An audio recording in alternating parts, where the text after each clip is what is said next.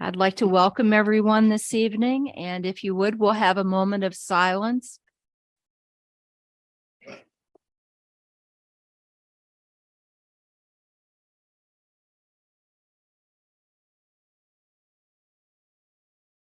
And now we'll recite the Pledge of Allegiance. Pledge allegiance to the flag of the United States of America and to the republic for which it stands, one nation, under God, indivisible, with liberty and justice for all.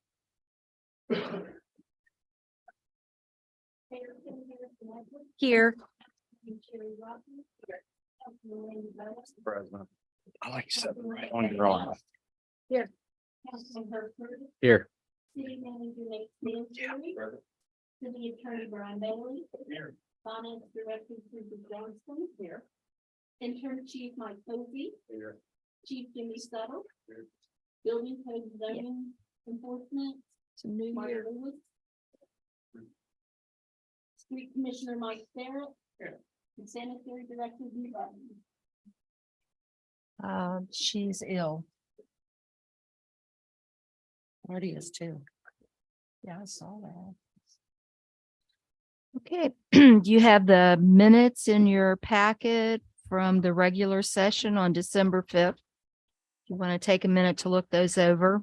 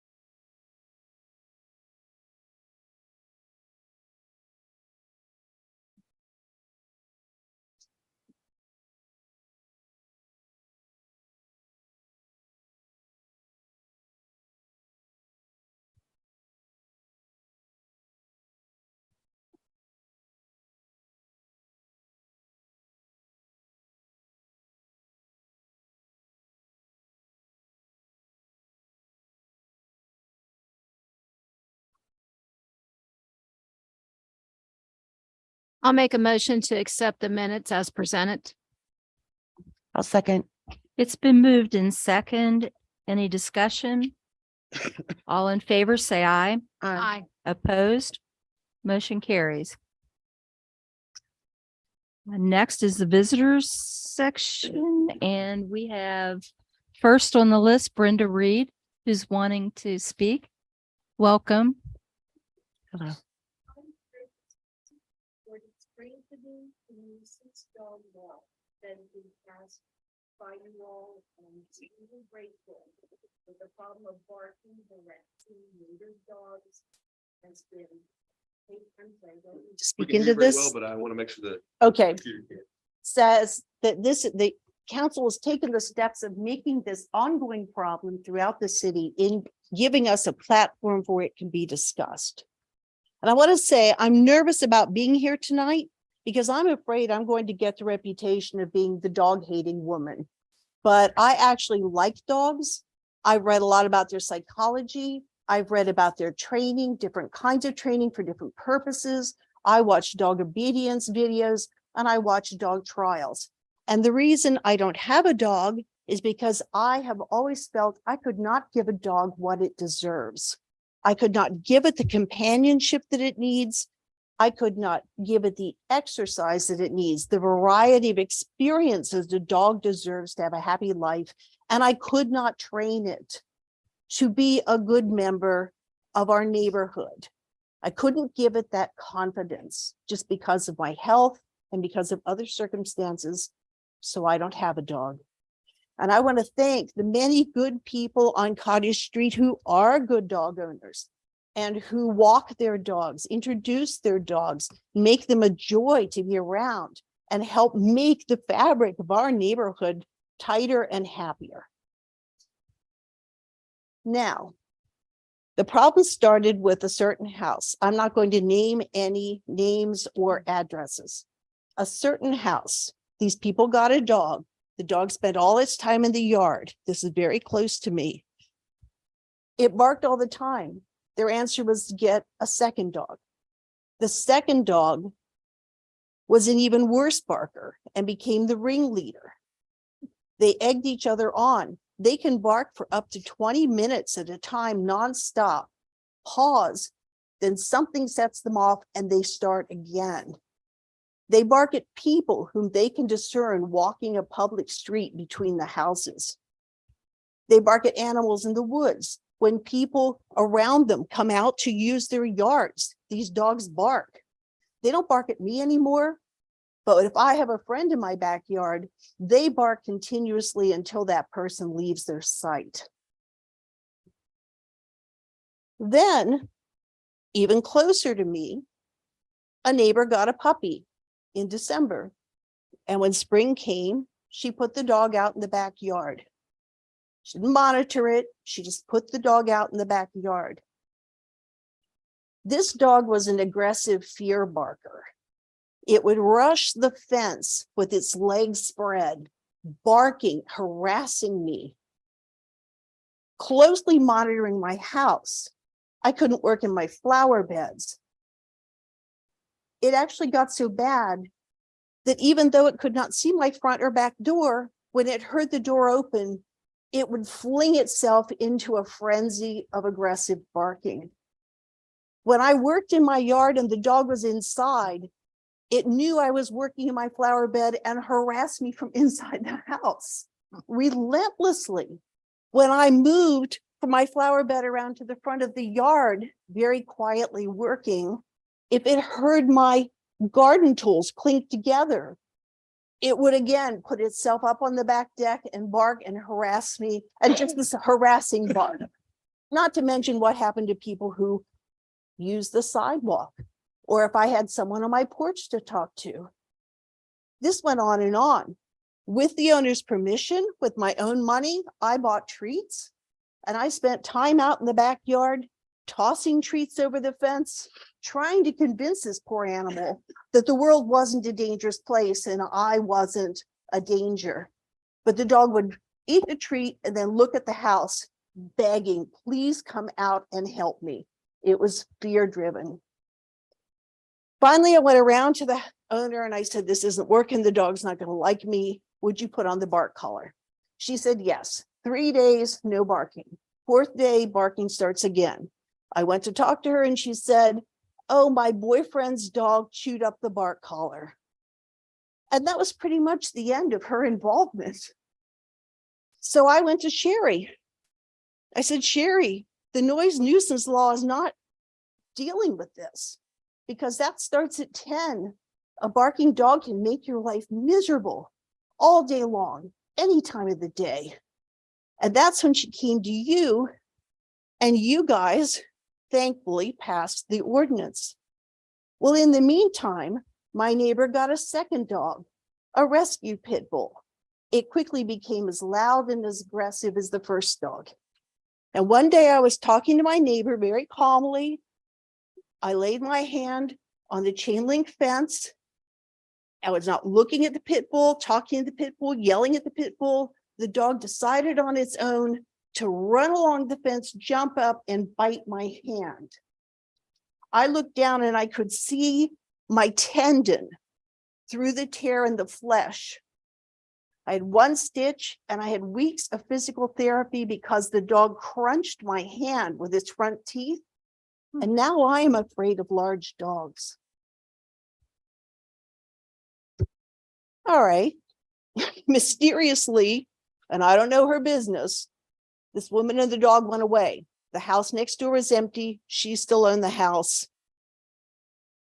But down the street, about a month after the dog ordinance was passed, a family moved in, the best house in our neighborhood, threw up a chain link fence and installed 5 dogs in the yard. And these dogs are not played with. They're not exercised. They have nothing to do except bark. The sound comes up behind the houses. The sound goes up Cottage Street in both directions, and it rolls up the hill into the people who live on the high hilly streets part of Cottage. I personally have observed these dogs barking when children ride their bikes down the street to play, when they see a cat, sometimes at cars, when a person gets out of their car, at things in the woods, when they spy someone standing in their yard, when they see people standing together talking, people who walk up the sidewalk have a line of these dogs barking at them. People walk on the other street to avoid them. That does no good.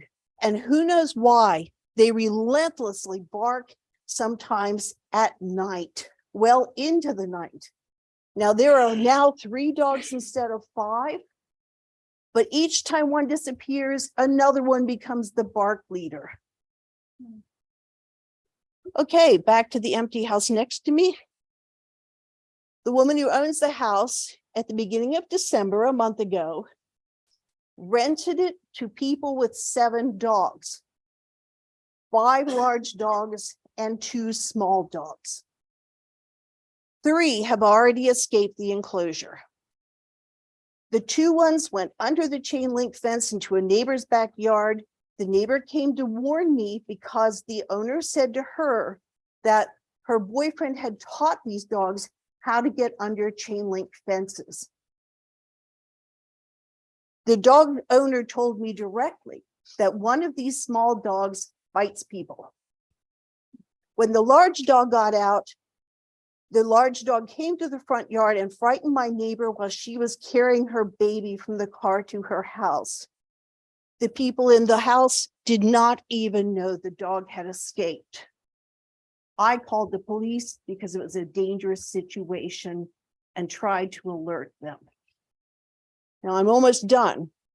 When I go into my backyard at night now, say to pull around my garbage, so it's out there for the next day, I have to pass within a foot of a fence to get my garbage can to the front.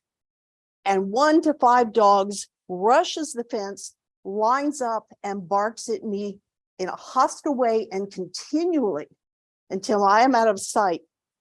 The last time I did this, the owners of these dogs yelled at me because I was filming the situation to get an example. And the woman announced a couple of times that dogs bark, that's what they do. And the message was, what the problem was with me being in my backyard. I am now intimidated to go into my backyard after dark. There are many reasons I might need to go into my backyard after dark, but I fear being surprised by a bunch of barking dogs and then being yelled at by my neighbors. This behavior was legal before the bark law was passed. So once again, thank you for creating a platform where this problem can be discussed. And I want to thank the police for taking time to respond to these calls. And here are my suggestions. The fines that people are being charged have to become expensive enough that buying a bark collar looks like a good option. I have been told at least one of these problems people are just paying the fines and doing nothing. I believe if a landlord rents to problem dog owners, fines should be given to both the dog owners and the landlord, because the landlord put these people into the neighborhood and either are indifferent to the problem of the dogs or are not paying proper attention to what's going on in their rental properties. And another problem is, I think something that can be fixed. There's a lack of feedback between enforcement and the people who are complaining. I believe the police are doing their part, but I see no change in the problem. People who don't have feedback and see no change become discouraged and stop complaining. Right now, we have people going out on their porches in the evening, the middle of the night, and screaming at these houses to shut the dogs up. It's gotten that desperate. I think if they had feedback that a call to the police leads to real results, they might pick up the phone and place a call and help create a record of what's going on. Perhaps after a complaint, the police should contact the complainant and report what happened, but I understand this is an additional burden on the police. Perhaps these citations should be published in the Weston Democrat or any other place that people look to for local event information. Address, owner's name, date of offense, and amount of fine should be public knowledge. That will give people direct feedback that this serious problem has led to action. And one last point. There's no place in my home where I can go to get away from the sound of barking dogs. I've been told to wear earplugs, buy a sound machine, run my television constantly, and that is telling me that the owners of bad dogs are right, and I am wrong to want the peace and quiet and friendship that used to reign in my neighborhood. It was suggested that I rent my house, that I sell my house.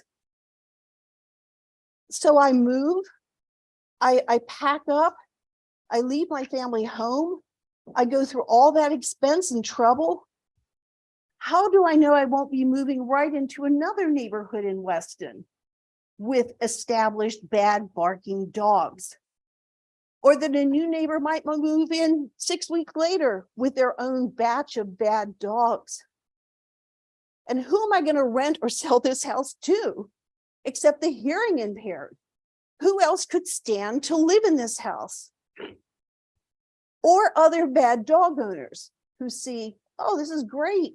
We'll just throw up our own chain link fence and throw our dogs in the yard. There's a theory of unfixed broken windows and graffiti allowed to remain on walls, gradually developing in residents and visitors that the neighborhood is in decline. And they begin to treat the neighborhood that way accordingly. What about a small town that allows dogs to run down the morale of people nearby, so that people feel trapped in their homes instead of feeling proud of the houses, yards, and neighbors, in which barking dogs cause people to alter where and when to walk outside, to cut short chats with neighbors because dogs are barking at them relentlessly, who buy sound machines or wear earplugs because the drumbeat of dogs barking is wearing them down to bone on bone living. The law that is in place is a good step, and I thank council once again for taking it, but it has proven to be ineffective. The problem dogs are still in the yards, and they still bark as much as they want, whenever they want, at anything that they want, for as long as they want. The owners have not been moved to fix the situation. They are enjoying their houses with only the inconvenience of occasional visits from the police. The bad owners are running our neighborhood. Please give the law the teeth that it needs to shape the behavior of these bad owners of dogs. Thank you. Presented very well, Brenda. Thank you. It is, Thank thank you. you. And I think that we have taken some steps. Brian, would you like to address that? I had sent you an email about taking a look at the ordinance.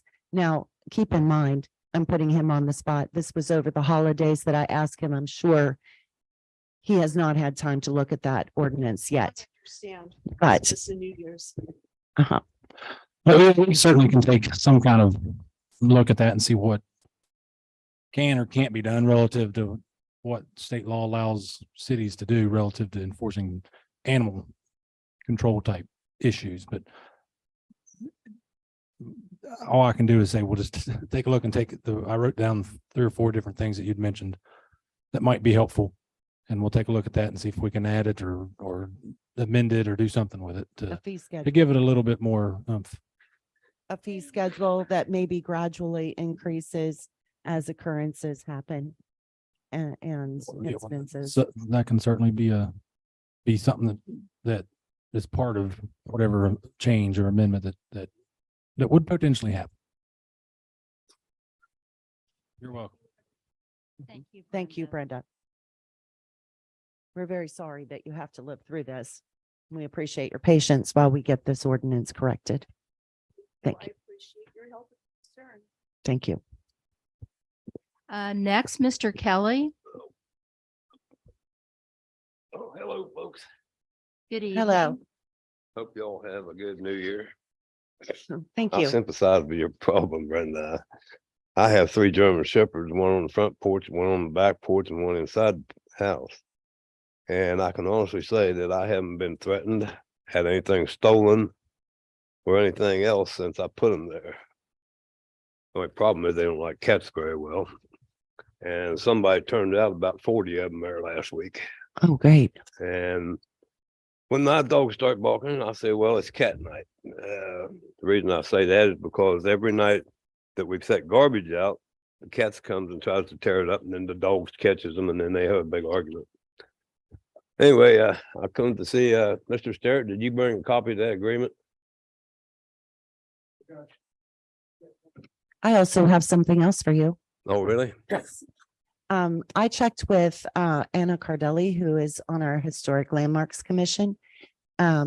She has done extensive, Anna, she's done extensive research up there because last time you were concerned about the road being paved over unmarked graves. And I have the response here and also what is required in an historic cemetery and the improvements to the roads. And because there are unmarked graves and the original road was made over unmarked graves, and then, of course, it's been utilized for about 100 years and now recently paved. This is the information that she had, and that your family's graves where they are, so they were not paved over. But I do have that for you. Okay. And also in this information, it states that that Mike Sterrett and Nate Stansberry worked with the HLC on this project, and the HLC reached out to the State Preservation Office of Olivia Jones, the state archaeologist, and she is the one who gave us the information and the basic information when dealing with a public road required for access. So the city does have the ability to maintain and improve said road, and everything, in essence, everything was done in accordance to the law. And there are also a couple of laws there stated in that for you, for us to research as well. Well, I'll look it over as many ways to Okay. interpret the law, but There are. I've been to enough college to know that. My concern is not so much that they blacktop the cemetery access road, as I call it, but the guy who owns the property, who just bought it, now has a nice 3 parking space thing for his vehicle. And he's still not allowing anybody room to park up there. I was up there yesterday. And they got a truck and 2 cars, and they fill up the entire turning space with those 3 vehicles. So whatever agreement is made that they're going to cooperate with it, they're not. I mean, take a look at that, 'cause there was parking there was for the cemetery purposes, and one spot was saved for specifically, but generally speaking, for a turnaround spot. Yeah. And let me talk to Mr. Vestry about what's parking there. I'm not familiar with what's parking there. And so what we were attempting to agree to with him was to get some parking there for when anybody wanted to go to Arnold Cemetery, they could park in one of those spots. Is that accurate?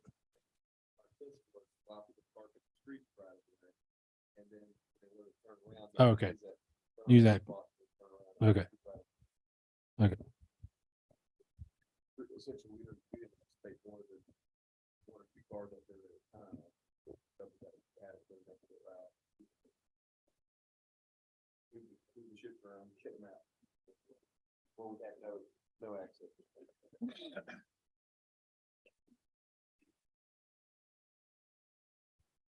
Well, like I say, the agreement you make with Mr. Zephyr, I believe it is, Zestri, I don't know how to pronounce his last name.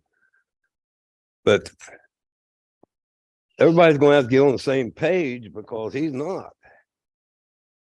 We're not complete with our works up there, but I have every intention of putting a no parking sign in that turnaround spot that we're gonna hash paint.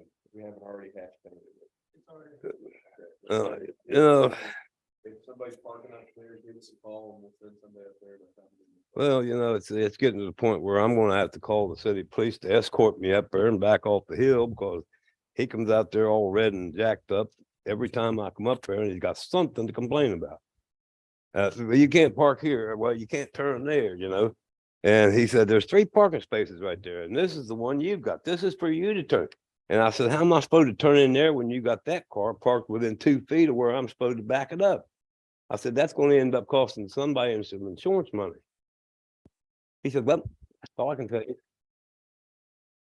My suggestion is park in the street right away and use that turnaround, but the back in there to give yourself enough room to turn. I think that's the intention of it. Well, I'm just about inclined to park in front of the park where he parks his cars and then sit there. And then whenever he comes out and goes mouthing off, I'll say, I'll move my car when I get ready.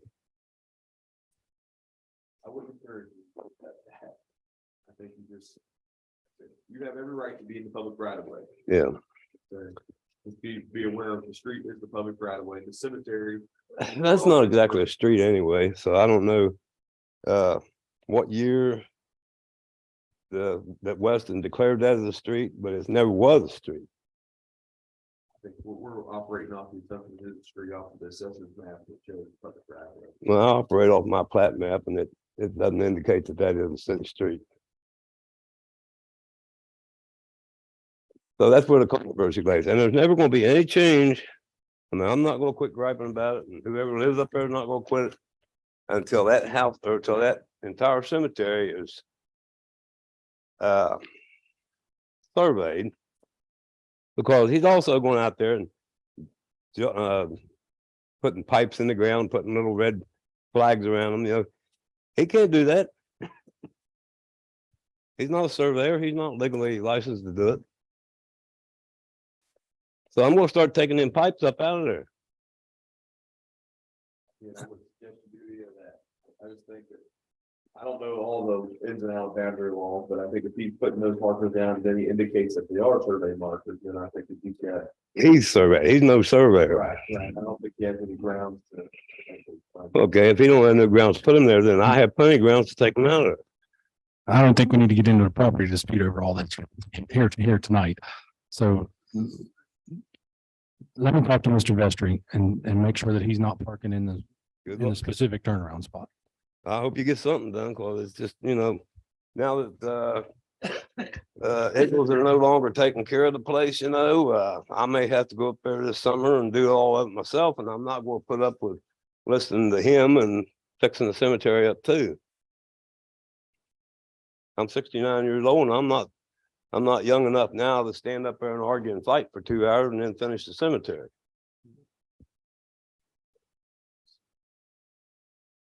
I understand. Well, I hope y'all can get something done. I thank you for your time. Thank you. Thank you.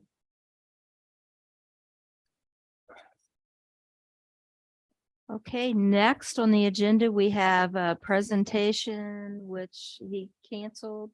Yes, but he couldn't make it. I don't know if you saw that email. Okay. Since Mr. Jason Campbell with JC Film Studios has needed to postpone due to a last minute schedule change and sends his regrets and would like to be on our agenda for next regular session. For the public that may not have heard about this, it's a pretty exciting opportunity for Weston. JC Film Studios would like to do a movie and utilize a part of Weston's history. And you can look online at their website or their social media Facebook page, JC Film Studios. They already have a little blurb about the movie on there. It's called The Great Bank Robbery. And it's my understanding that they'll flip back from history back to present day. And it looks like it's going to bring a lot of folks into town and perhaps an opportunity for our local residents to be in a movie. This is the same group who filmed a movie earlier in 2022 in Buchanan. So we'll hear all about that next time. Thank you. Next, we have reports of city boards, commissions. The next cemetery board meeting is Monday, the 9th at 9 a.m. Historic landmarks is next Thursday, the 12th at 5. Planning Commission. We don't have a date for that because we don't have a date for that, right? Okay, we need to get that set, especially since you're back. We've got some work to do. Board of Parks and Rec, Friday, January 13th at 2 p.m. The Lewis County EDA meeting Wednesday, the 25th at 5. Board of Zoning Appeals, Tuesday, January 10th at 6. Code Appeals Board, Thursday, January 12th at 6. Mayor, I don't think there's anything on the docket for those two currently, so we don't most likely- Okay. Next, we have a request to appoint Robert King and Joyce Lamb to the Weston Housing Authority. Robert King is a resident of Chris Manor, and Joyce Lamb, she has experience. She was their secretary at the facility for a number of years.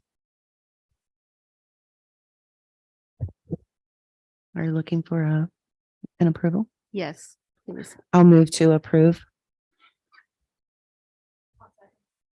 It's been moved and second to approve the appointment of Robert King and Joyce Lamb to the Weston Housing Authority. All those in favor, say aye. Aye. Opposed? Motion carries. Mayor, can I ask how those two cases are, if those people have- Yes.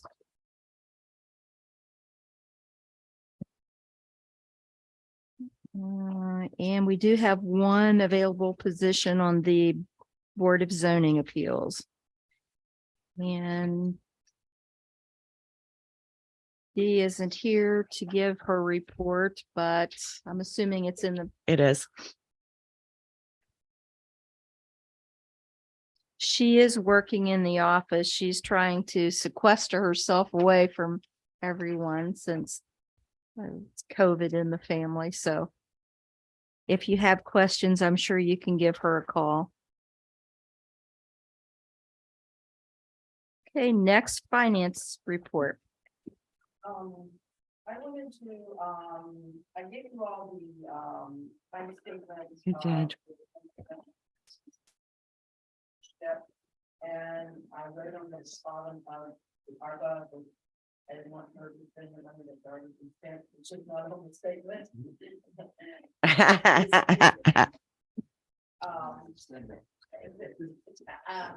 you all have any questions about that, that's certainly about that. The speeding link, the $3,059 is in the general fund. And I'm asking, for permission to move it over to the community development fund, which is the park and rec. And also I'm asking, for permission to move $250 from the general fund over to the vacant structure fund. I didn't get that, amount until today. That's From what? from the general fund over to the vacant structure.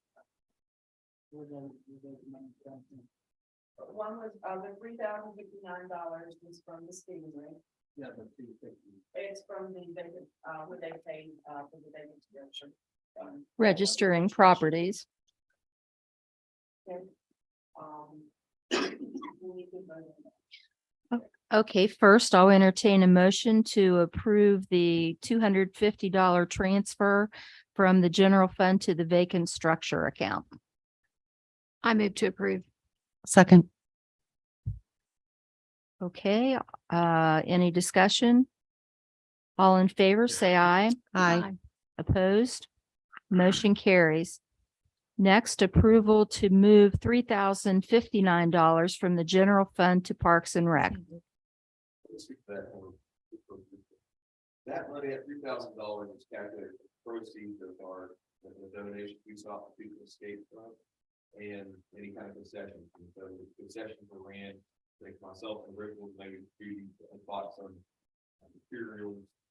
I thought that it's just, I think that we could do, and we pull it and give it to the thing to sell it. But I think that our plan is to be reimbursed personally for those contributions, and then hope is for that $3,000 we paid for the skating rental from our general fund that we had allocated in our Parks and Rec fund. Mhm. And so my hope is that council will approve this so that those monies can go into Parks and Rec separate account that they can then use to provide further programming down the line.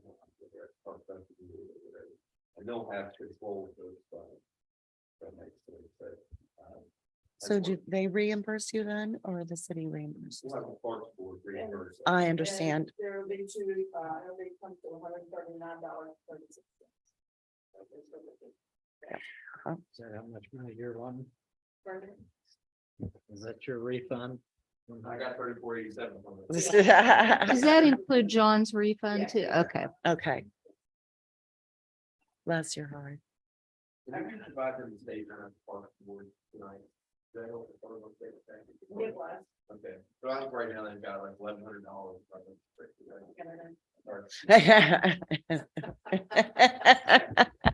Quit horning in. Okay. Good for you, Susie. Good for you.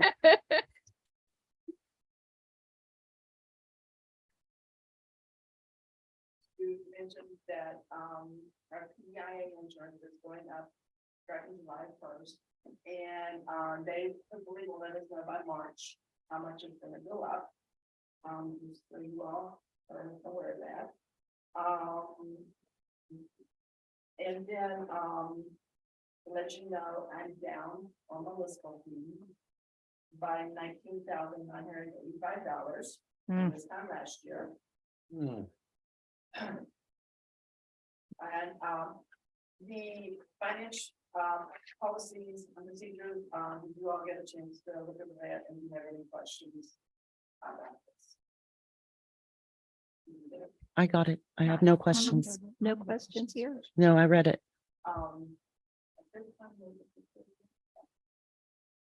Well, first we have to finish up yes, Yes, we have, you have a request on the floor here. okay, first, I'll entertain a motion to approve the $3,059 from the general fund to Parks and Rec account. I'll move to approve. It's been moved and second. All in favor, say aye. Aye. Opposed? Motion carries. Okay. You need approval of your financial policies.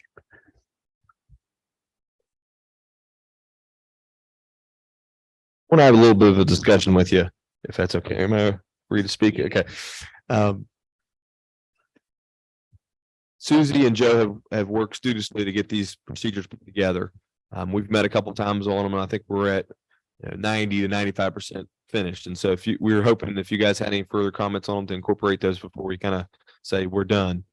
But I talked to Brian a little bit about this today. As we've been going through this codification renewal or whatever we want to call it, I think we need to have some teeth with our financial procedures and policies. And this is just my opinion, so feel free to push back on me about this. But I think an ordinance needs to be put in place that kind of spells out the necessity for having financial policies, how often they're to be reviewed and updated, where they're to be stored, and any other aspects to that kind of policy decision making. Because right now, I think when you look at our code, we don't have a whole lot of detail in regards to this. And I think it's important for all of us to understand who makes the policy, which I think we all agree council ultimately approves it.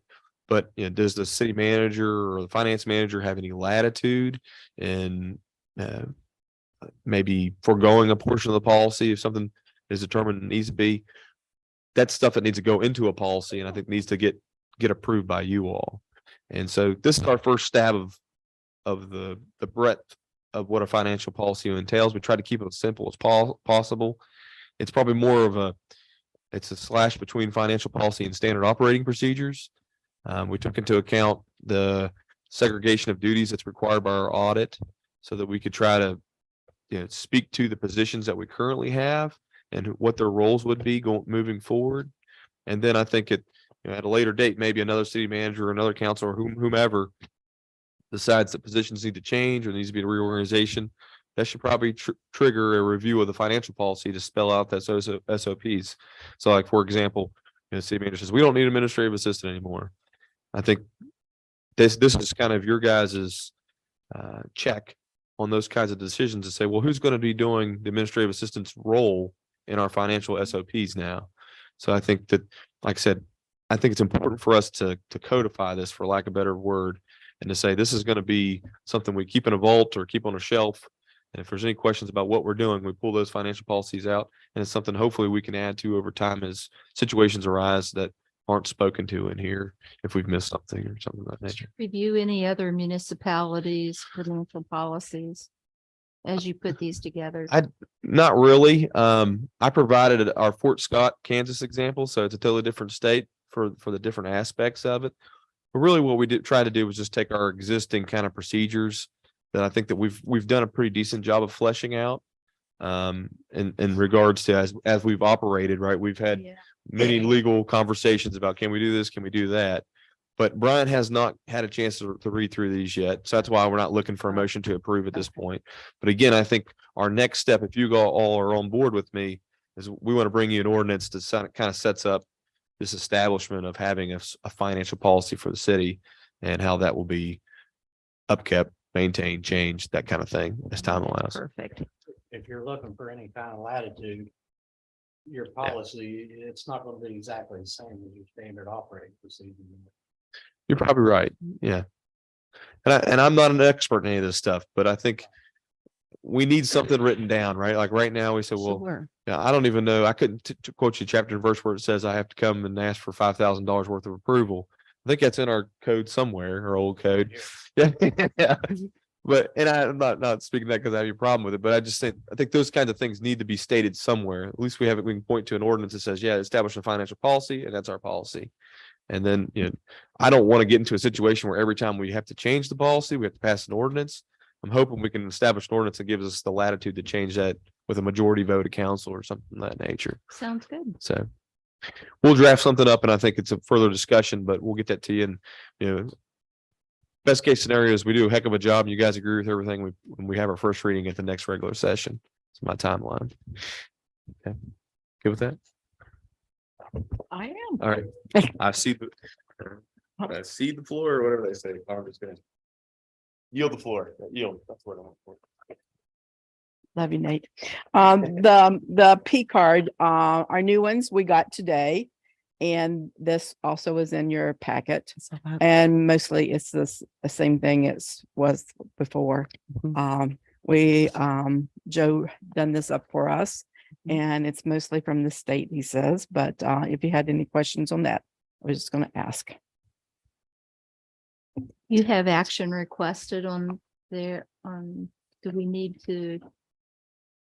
I guess if you wanted to table it for the generational ordinance, you could say that for a minute's sake. Well, it's Well, the just P card is requested and not different. required. Yeah, it's different, correct? The review of the proposed financial policies and procedures is one line item. And then the P card policies and procedures. So they're two different things, correct? I think so, but I think we can easily incorporate those in the same ordinance establishing the procedure for both calls. So you want them treated the same tonight? Mayor, do we need to table these actions? Since it's action I don't requested. think we need to, since it doesn't say required. Right? Or would you prefer? Brian, I don't see either way. I mean, I think we get table down on the record. I think. okay. I'll move to table. And since it's two different line items, I'll move to table. I lost my place. the financial policies and procedures. Okay, is there a second? It's been moved and second. Any discussion? All in favor, say aye. Aye. Opposed? Motion carries. And then you want a separate table on the P card. Yes, policies. please. I'll move to table the purchase card policies and procedures. It's been moved and second to table the purchase card policies and procedures. Discussion? All in favor, say aye. Aye. Opposed? Motion carries. Do you have more, Susie? I do not. Okay, They don't either. Thank you. Thank you. thank you very much. Next, street department. Packets in there, if you all, have not read through it, or whatever, looks like we've been pretty busy. I think we have. To give you a couple of updates. With the storm that we had kind of through last weekend. I had 3 people working, plus myself, so I had too many people on vacation. At the end of the year, to try to get rid of some vacation time, but I think all in all, it went very well, letting you know that we used abundant of salt It's okay. and to keep the roads clean. And I spoke with the Department of Transportation, Mackenzie Murphy. And he said, since it was the state of emergency that the governor put out there, they did also use more salt than should have been. I asked him if he was over budgeted, ran out of his budget, and he wouldn't answer my question, but I'm gonna be honest with you. In another week and a half, we have another one of these storms coming. But I think we're going to be good on the removal of the snow. But it might be such a thing, we may have to move some line items around, which I spoke with Nate earlier before we got here. I also told you last month that I would give you the updates on our trucks. And this is the other piece that I give you today. And showing you that line item 216, we budgeted like $5,000, and just again, it's a line item. We can move things around. We're at $5,500, which you can see that is equipment maintenance that we're over. Okay. And then if you look at the other one there on the second page, as 75217 maintenance on vehicles, we have a budget of $5,000, and you can see that as of today, that I'm really like $4,600 over on that line item budget. And with that being said, we are still good on the budget that was given to me. It's going to be close. And I just want to remind you all that it is going to be close. I have a transmission out of a truck right now that's going to be $4,200. I spoke with Nate about that earlier. And I also have some vehicles that need some more attention, which I have some airbag warnings that lights has come on. And I myself figured these are safety factors. Okay. So I'm asking, and I talked with Nate and he said we can probably figure it in there, but I'm just wanting you all to know that I think we're going to have to invest in a fairly nice scanner. And I don't mean a nice scanner, something that's going to tell me what's the matter with these trucks, instead of going and saying, well, it might be this, or it might be this, or it might be that. It'll pinpoint it more to where we're at. So we won't be spending so much money out there. And like I say, I do have, and if you look at the report there, we do have some vehicles that need still some more attention. And this relates to several years of, I guess I just might as well say it, neglect on the trucks. Okay. Yes. Deferred maintenance. There you go. Again, like I said, and Nate said it, you come in there and you say, oh, I got a brake bad. Well, they only do the right side. They don't do the left side. They don't take care of a rotor. They don't take care of these things.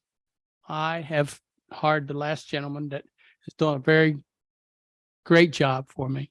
And we went through these, in which I showed in this that we have approximately the estimate of labor that would have cost right around $9,000 to do all these repairs. And I'm going to tell you, that's a very light figure. Randy can tell you that too. And with that being said, letting you all know, this is one of our ball joints. It's supposed to be staying together. And this came out of, this is the safety part of a truck and literally fell apart. So I will not put none of my guys in an unsafe truck. Just letting you know that. I thought about it, Randy, to be honest with you. I thought about welding it, but I thought we ought to change them out. Other than that, like I said, I did speak with Nate on this evening. It was a quick conversation, but I think we'll be okay. We're going to be close, but I'm going to make my truck safe so my guys don't get hurt. Thank you, Mike. Any questions? Mayor, I just like to make a comment that I appreciate that fact that there is not enough money out there that can replace a human life, a loss. And it's definitely that worth that taking these safety measures, not only for our staff, but also to use having to use the salt that is keeping our citizens safe. So if we have to cut somewhere, I'm all for keeping our community safe and our employees safe. Thank you. Thank you. I had several citizens comment and positive comments about how the roads were maintained. And it was terrible conditions to be working in and terrible conditions. It froze so quickly, and you guys did a wonderful Right. job. We appreciate it. And you guys really, I mean, I take my job very serious. I want y'all to know that.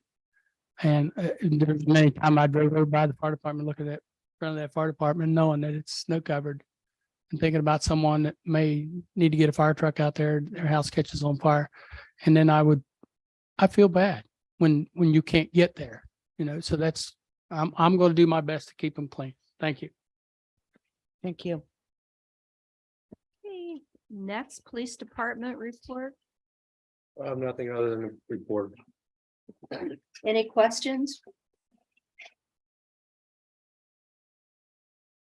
I've had some compliments on the police department and their response to things and incidences. And I think Brenda mentioned that earlier.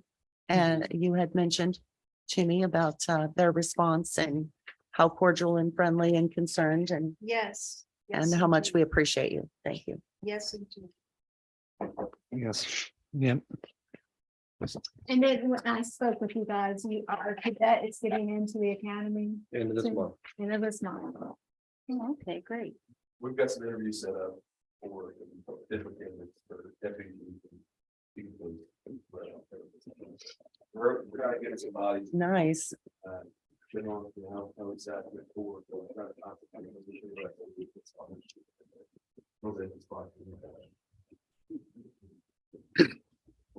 In this month, we have progress. Hopefully had many back in February.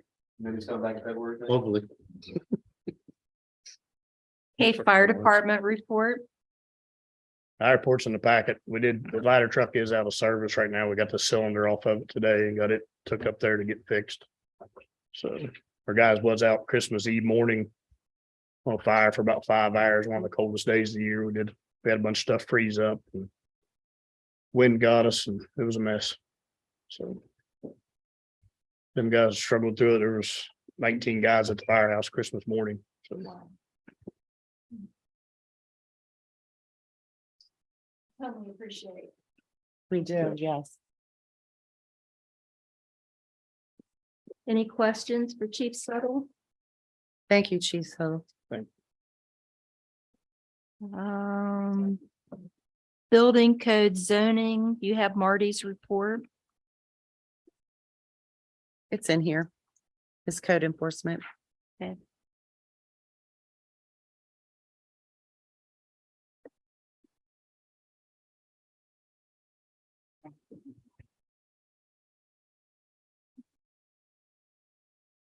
Okay, city attorney's report. Just a friendly reminder, I think Monday we're gonna start back up the codification meetings. Hopefully we Maybe can we should call those workshops workshops. because we're not voting on anything, right? Or are we? Dave? I don't know what you call them. I still think it's gonna be a meeting, I know. Work session. work Yeah. session. It's not a workshop, work session. It's just another way to to keep open to the public. Somebody that wants to come in there and make some kind of comment. Sure. I don't think it certainly needs to be closed or needs to be labeled as, Oh, I didn't. and not, yeah, I know you're not saying that. But it's just I think it's just another session of, It's just a Of- study session. Yeah. I want to say Congress of council. And so It would be nice to have public help and input Yeah. on it. So like, sometimes it does help. I mean, it makes Yeah. it makes it easier. Other than that, next thing under 10 and 11, I think are most of my stuff. okay. Okay. You have the city clerk's Yeah. report in the packet. I'd like to make a comment on are we to the power report, streetlight Oh, okay, outage? Sure. That's part of the city clerk, right? Report.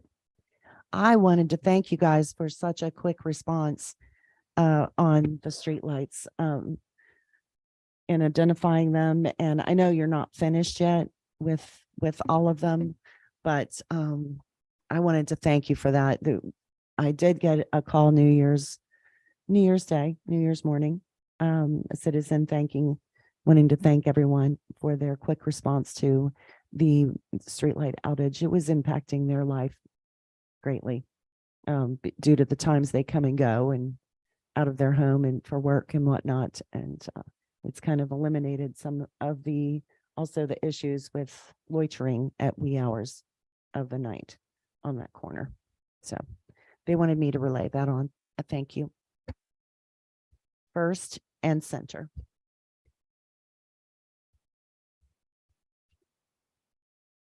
All right, next city manager's report. Oh, thank you. These are both work in progress.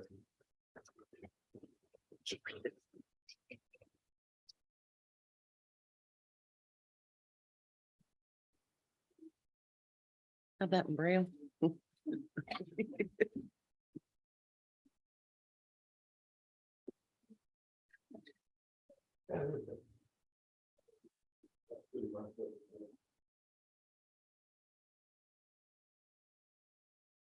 Honestly, I'm trying to get myself more organized. Maybe it's a New Year's resolution or just happened to be the time that I got to it, but I want to start providing you guys a report with these two documents each month.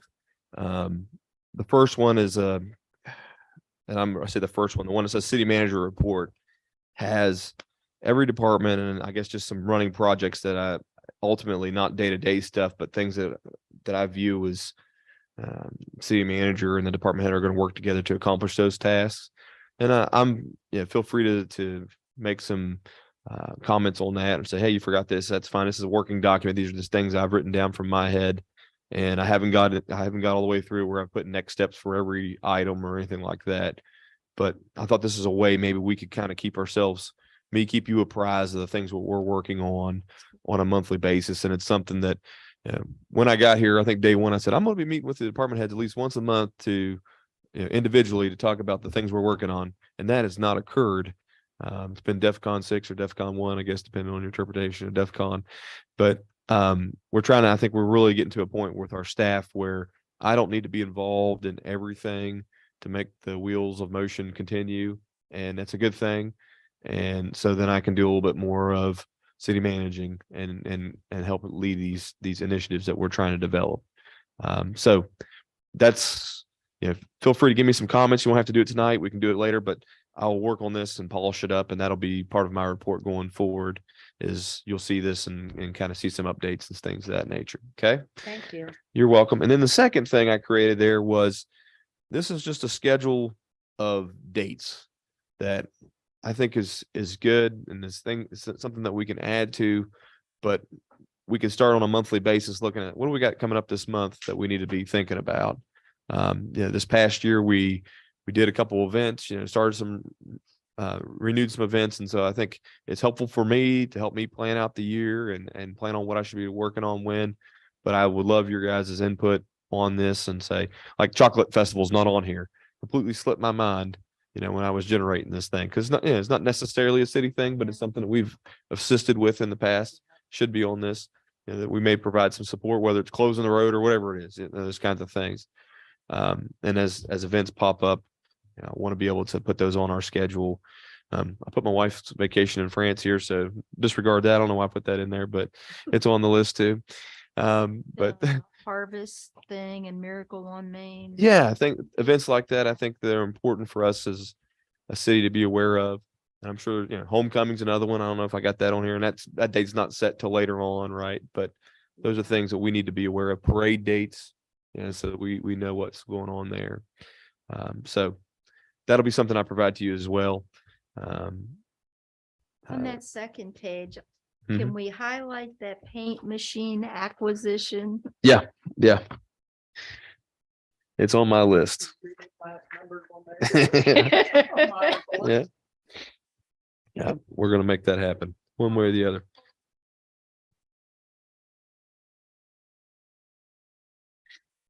Yeah. I think the committee was just looking for someone to suggest a location. And they're ready to move forward with that, aren't they?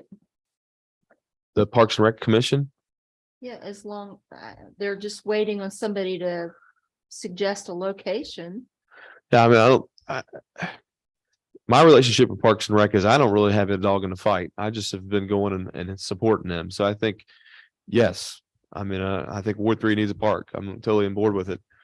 I don't know where, I don't know what, those are the things that need to be decided. And so I think if council wants to work with Parks Board, do that, and I'll be more than inclined to, put the full force of the city behind it. Yeah, no, I agree with you. Find us a space. I think their meeting times are prohibitive. Yeah, it's So, difficult. Yeah, their 2 o'clock in the meeting times, afternoon on 2 a o'clock in Friday. the afternoon. Yeah. Yeah. Yeah. No one can. So I think, I don't know, I'd like to request that they rethink Yeah. Date and time. Okay. So we could provide assistance. I think the mayor's writing that down. But like I said, I mean, just to speak to the park specifically, we need a location. I think that's the first thing, and identify a location and a what, right? Whether it's a dog park or whether it's a splash park or whatever, whatever park you want to come up with our concept. I know we've talked about the boat launch there in Hellville. I mean, I don't know who owns that property. I don't know what the plan is with it, but there's a lot of green space there that potentially could be a park, and that would be Ward 3, right? But there's other multitude of areas I think that could be considered for something. But just needs champions, I guess is the right word I'm looking for. Yeah. Mm-hmm. Or a long-term lease. Perfect. All right. Well, I've got a few things I just want to highlight here, and then I'll be done. Since our last meeting, we wrapped up the skating rink. I thought that was a pretty good success for us. I know there's been some public inquiry, I guess, online. No one's really called the office and talked to me about how we financed it, but I wanted to make a public statement, I guess, on that and clear the air. We did budget for the skating rink rental through the Parks and Rec, through general fund monies. As part of that rink, we had to have a sub-base, an adequate sub-base to place the plastic tiles on, which we were not aware of when we budgeted the money for the park. And so that cost was going to be an additional $5,000 to rent a plywood sub-base from the rental company.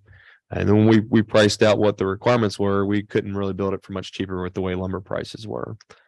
So with that, we decided to pour the concrete pad in conjunction with Lewis County First. They requested that they thought that pad would be a good investment in that locality for the different events that we're going to have throughout the year with concert series and glass festival and anything else. So that concrete pad was paid for with some in-kind contributions from Larry Snyder Construction. We paid for the material, which was a little bit under $5,000.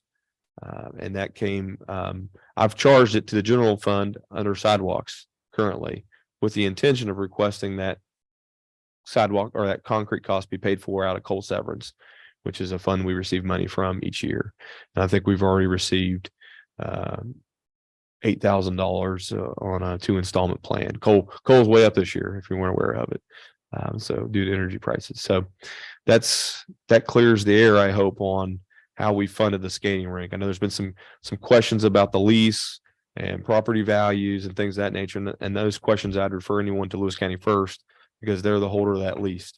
If you guys approved an agreement with us, with them, to have access to the park in exchange for us mowing the park during the summertime, which I felt was a very fair trade. And that agreement expires now in December, at the end of the year, or this past December. And so my intention is to bring you another agreement with Lewis County First if they're still inclined, which I think they've indicated they are, and have that renewed for the next year for our concert series and different events throughout the year. And I will recuse myself once again. Yes, yep, which I think is needed. But I hope that clears the air. But I mean, as always, and I feel like we're still learning how to be a city manager form of government here in Weston. If people have questions about those things, please call our office. If you feel like you didn't get a very good answer from someone outside the city manager, please call the city manager and I'll answer that question. And if you don't like my answer, then you're more than welcome to come to council or call a council member and report that to them. But oftentimes I find myself seeing a post on the internet, disparaging or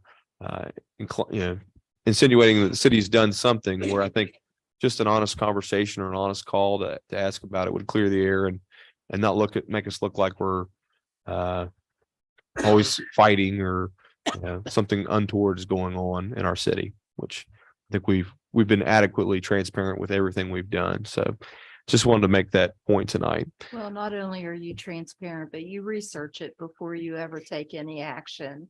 Yeah. And I think you're trying to do the right thing. Yeah. So I think we just move forward. Agreed. So thank you all for that. The bridge dedication happened since our last meeting. I thought, I really appreciated. It was a combination of all of facets of government and our department heads, and everybody just really came together. And I thought that was it was a great ceremony, and we had a good turnout from the school system, and really appreciated them making their students available and staff and everything else. Buses, right? Buses came down from the high school. So I thought that was good. And I was just really impressed with the family, and I'm lost track of her name, but thought that was the best speech all day. I'm just going to say that. But yeah, she's got a future in speeches and politics if she wants it. With that, moving on to freezing pipes, I've managed, or I won't say I managed, but I observed from afar the winter storm. And like I said, I think our staff did really well.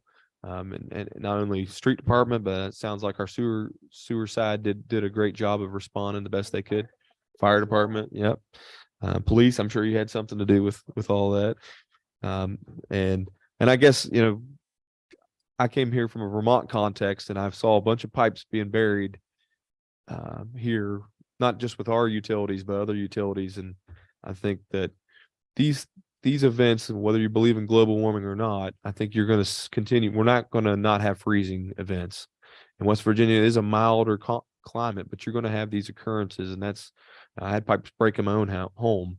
And so those are things I think everyone has to work together, not only utilities, but homeowners, to try to fortify their residencies against those kinds of things, because these times will happen, and they'll occur again. And so it's important we adopt standards in our utility that we control to make sure that we're doing the best we can, that sewer lines are installed at proper depths and connections are made and insulated where they need to be, and to try to avoid these calamities from dropping temperatures. But other than that, I thought it was good. The camera project, I got a call today. I didn't get a chance to return it, but I think we're on track for moving forward with at least the first rollout of of cameras at City Hall because we've got all the internet connections and everything there. I know the equipment's been ordered for the others. It's just back ordered and all that other stuff. Internet downtown. Well, we haven't got that far yet. That's just, yeah, the equipment for those kinds of things. Okay. So we're going to deploy the cameras first. That'll set us up with our online portal. Then after that, we'll start working on the internet side of these different locations, and then we'll be able to deploy the cameras. But from my understanding, all the cameras are in the vendor's hands. They've been ordered and have been delivered. It's just getting working on the internet side of it to be able to plug them in.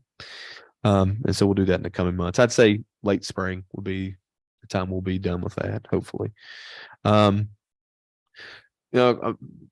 Many meetings ago, we talked about cats, and now we're talking about dogs. Yeah. And I haven't gotten too far into the weeds in that, and I apologize for that. Just things have come up, but I hear the voices out there, and I think that inevitably we're going to have to take some kind of action in the animal control realm.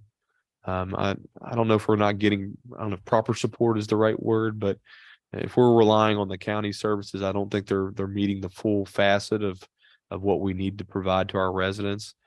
So I don't know what that looks from a cost perspective or a funding perspective or even a legal perspective at this point. But I think that we're not going to find a silver bullet that cures everything outside of getting really in the weeds with this stuff and trying to straighten it out if we want to straighten it out.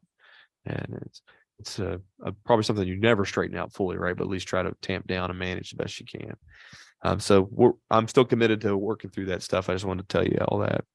Our AmeriCorps volunteer, after months of searching, we've had a volunteer come forward. We interviewed him in the last month, and he'll be starting tomorrow. His name is Jacob Wingett, and currently out of Arizona, but originally from Ohio, and moved back this way. And had some experience in armed forces, and now is trying his hand at community development. So I thought he had a wealth of experience in different things, and through the interview process, it sounded like he would be very interested in the projects we'll be working on. So excited to have him on board starting tomorrow, and we'll bring him to a future meeting and introduce him when he gets here. What will his schedule be? I think as an AmeriCorps worker, they're required to work 32 hours a week. My plan and intention is to try to give him flexibility. If there's events during the week he wants to attend and will attend, then, to work with him with his schedule. We'll provide him an office space. He'll be up in the building department, next to Marty's cubicle there. And we'll give him an email address, that kind of thing, so that he can communicate. But I want him to be more present in the office. With COVID and AmeriCorps rules, we were pretty flexible last time, and that had both pros and cons to it, I think. But my intention is to have him, at least 4 days of the week in the office for some period of time. Is he going to do the summer concert series? And That's all part of his organize that? job description. Yeah. Helping out with those kind of things. I think this AmeriCorps position is sponsored through Preservation Alliance. So he's dedicated to the historic district, but those activities that are happening in those they call them, I think, heritage activities, and in his job description, those are listed. So marbles was one, because we're talking about having a marble league or at least tournament in conjunction with the Glass Museum. Concert series, Carp Festival was another that he was listed on his job description. So those have been explicitly stated as part of the work. But also, I think categorizing the inventory of historical homes and all that stuff Right. is also part of his So work. he'll be coming to the HLC meetings. That's the way I understand it. I think he's supposed to be the liaison or worker for that. I've had a cursory conversation with Future Generations University over in, I think, Pendleton County is where it's at.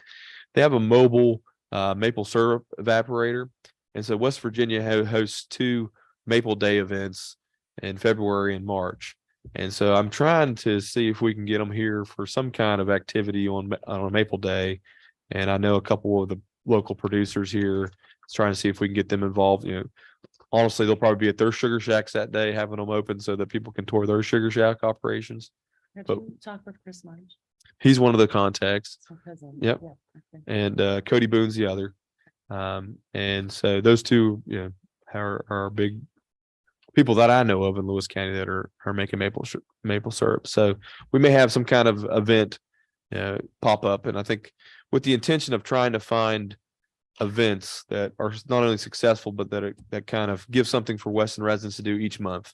It's kind of the goal. So those are 2 months that I felt, not thinking about the chocolate festival. So that might take care of February for me and push us to a March date or something. But we'll figure that out. Like I said, all in the early development stages. I'm not sure it'll happen this year or not, but that conversation is coming. Also have a conversation arranged with Army National Guard. They're looking for projects to do with their heavy equipment division out of Buchanan. And so they meet, was it 1 weekend a year or month, 2 weeks a year with the commercials. And so they're looking for projects that they can do as kind of volunteer work. So we thought some of the dirt work there at Deanville that needs to be done, maybe would be a project, but I think, if they're an engineering division, if we get into building walking trails or anything like that, I think they could contribute to those kinds of activities as well. So they reached out to us. We didn't reach out to them, and I'm trying to get an opportunity to speak to them in the next couple of weeks and see what they're looking to do. But all right, and with that, I mean, annexation first due and B&O taxes, that's on the agenda. So I'll rest until then. Thank you. Thank you. Questions for Nate? Okay, at this time, I'll entertain a motion to approve all department reports. It's been moved and second. All in favor, say aye. Aye. Opposed? Motion carries. Okay, next, under old business, ordinance 2022-13 for the city of Weston to acquire property of 451 West Second Street. I think we ask this one. I was able to get in contact, or that's not the right way to say it. I wasn't able to necessarily get the owner to get in a position to agree to transfer the property to us at this moment. Nobody's fault. It's just something I just didn't get to.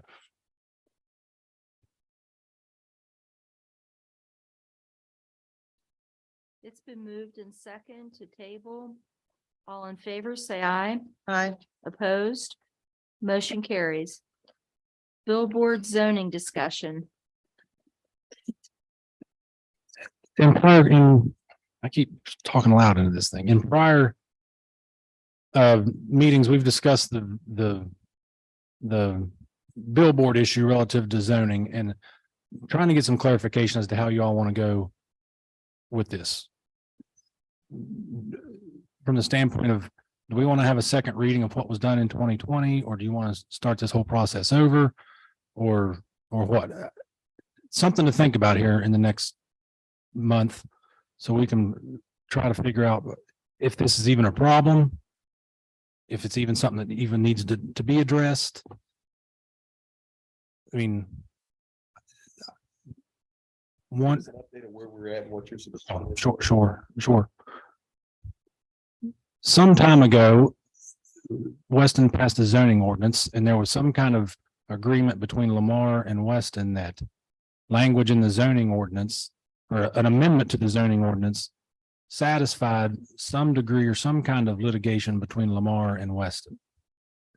And in I think May of 2020, council read some kind of ordinance that was labeled zoning amendment ordinance or something to that effect. Now, to me, you read West Virginia code and it says, hey, if you're passing an ordinance, or hey, these situations require an ordinance, and an ordinance requires 2 readings. And one of those situations are ordinances dealing with zoning. And so, in my opinion, that dealt with zoning and it needed a second reading in order for it to become effective. Now, whether you have a second reading or not, technically there's no time limit on when you have to have that second reading. It just has to have 2 readings. If you'd have done it and I'm just making up dates here, May 1st and June 1st, I think it'd have been pretty clear, pretty clear cut what the intent was. But not having a second reading, it's kind of foggy as to what council was trying to do. And if you say we're not going to have a second reading, I don't think anybody's going to, I certainly don't think the sign owners are going to care, because they get to keep their signs up the way they are, as best I can read the zoning ordinance. it's something you all wanted to do in 2020. I don't know if that's still the stomach today, but just something to think about, something where we are, something that's In your that's conversation with Molly Poe, was the language that was reviewed and the first reading specific to what that lawsuit required? That was our understanding, and that's what was read, and and Molly has retired. Ms. Poe has retired, and I have not been able to specifically talk with Molly. Now, the other lawyer down there, must be her husband, Ed, has tried to give me some kind of information relative to what happened. It's not very clear as best as from what he's told me. I'm not quite fully understanding what was happening or what was intended to be happening. He sent me copies of language that indicates, hey, here's what the intended language of this amendment is supposed to be.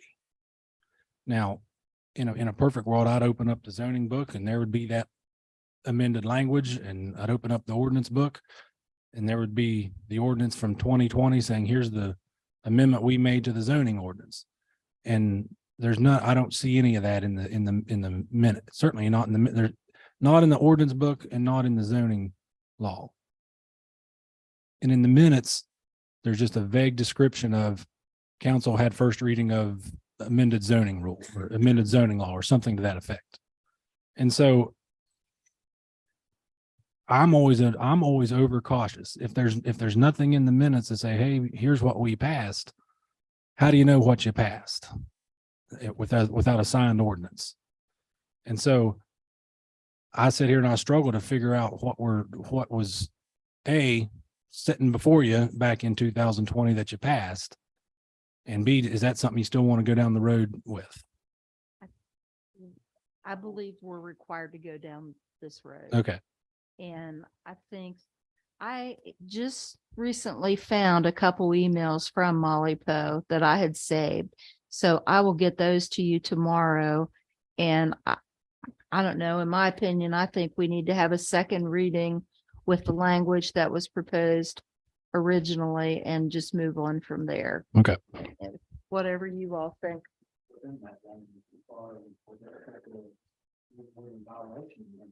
The language, don't quote me because I don't remember the specific numbers, but the language was something to the effect of, hey, we know you have these billboards and I'm making up a number, 50 by 20, and they can stay up until January 1st, 2023. But by January 1st, 2023, those billboards either need to come down or be changed to 20 by 10 or some smaller version of those billboards. The one billboard has the triangle type thing that spins. I know it's not our intention to make it difficult for those people who already have them. Sure. So we, It's quote unquote billboards. They're called freestanding signs, but the zoning ordinance limited them to a particular size. What do you mean?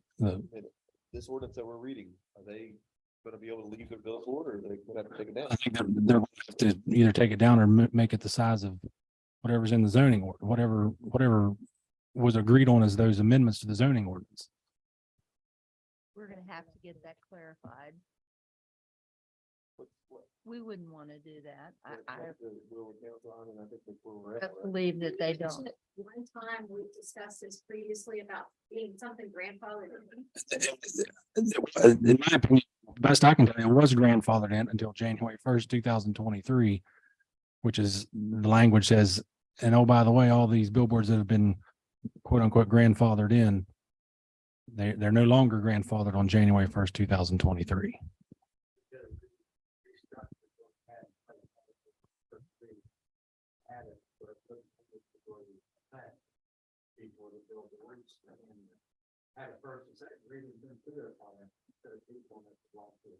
And I think we can certainly try to do something like that. Going down this legal road, when you start doing stuff with zoning, it's a little bit more than just coming in here on a Monday and passing an ordinance or reading an ordinance and coming in on the next Monday and reading an ordinance. There's some different steps to that you may have to go through the planning commission. You may not. I'm still up in the air about that. It's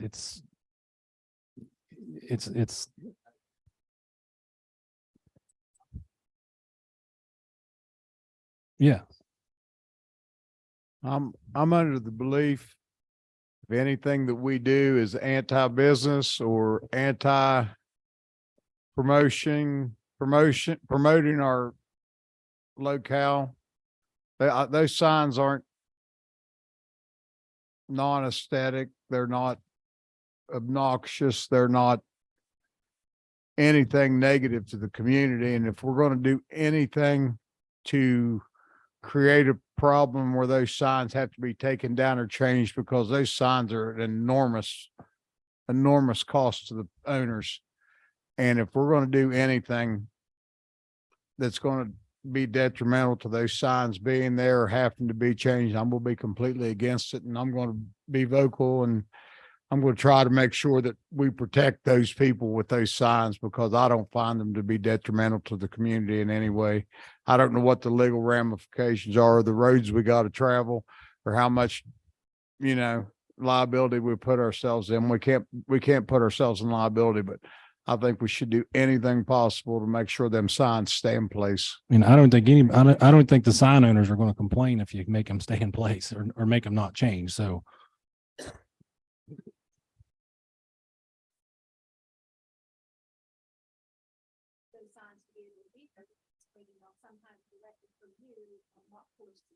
Okay. I'll have something for you. Okay. Thank you. I guess you know where I stand.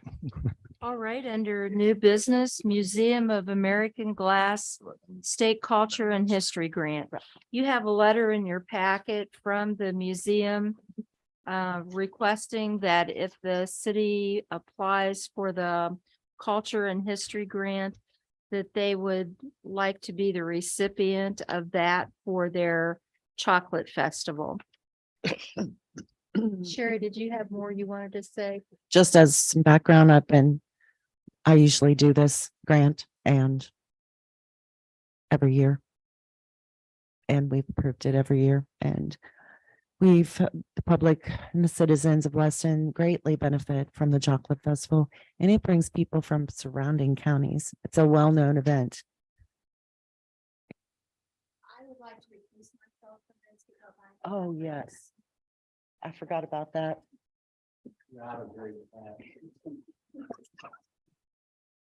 Yeah, I will entertain a motion to approve the application of the grant to Culture and History in the amount of $1188 for the Museum of American Glass.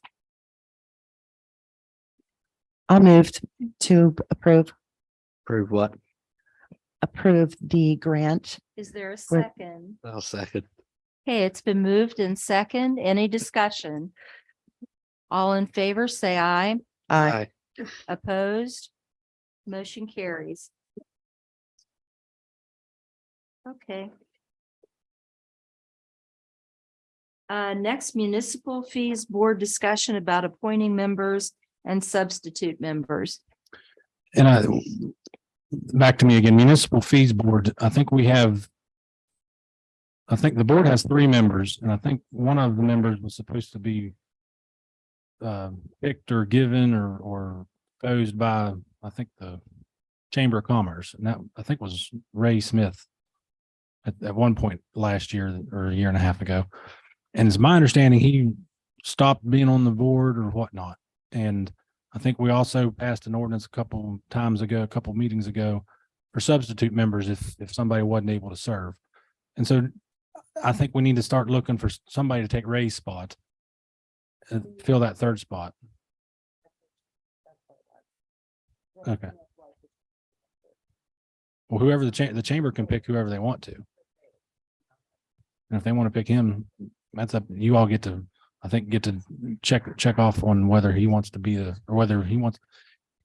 whoever the chamber proposes to you all, I think you can say yay or nay. I have not. That might be a good idea. Okay. Leave Ray as their representative, they're comfortable with it. They could, but you still probably should, because the new director has never heard of this, I'm sure.